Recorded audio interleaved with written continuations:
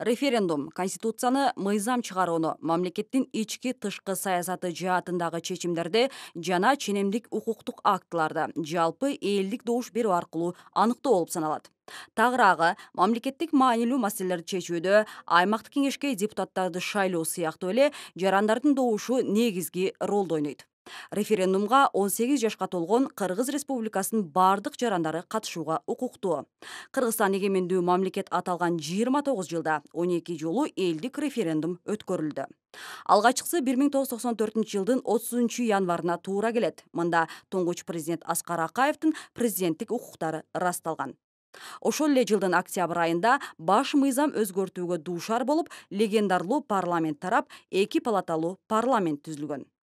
Статистикалык көрсөткүчтөргө ылайык референдум өткөрүү боюнча коңшу мамлекеттер арасында Кыргызстан эң алдыда.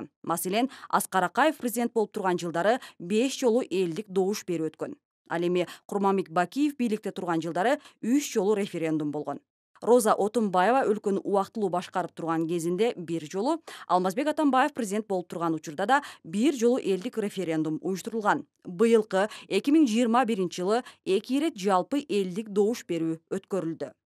Шайлоочулардын 30%дан көбү добуш берүүгө катышкан учурда Борбордук шайлоо комиссиясы референдум өттү деп тааныйт. Анын ичинде референдум катышуучулардын жарымынан көбү коюлган маселе үчүн добуш беришсе, чечим референдумда кабыл алынган деп эсептелет. Кыргызстандын тарыхында демилгеленген бардык референдумдар ийгиликтүү өткөрүлгөн. Ушул жылдын 10 январында 81% добуш берүү менен Кыргызстан президенттик башкаруу формасына өтүп, 11 апрелде баш мыйзамдын жаңы долбоору кабыл алынды.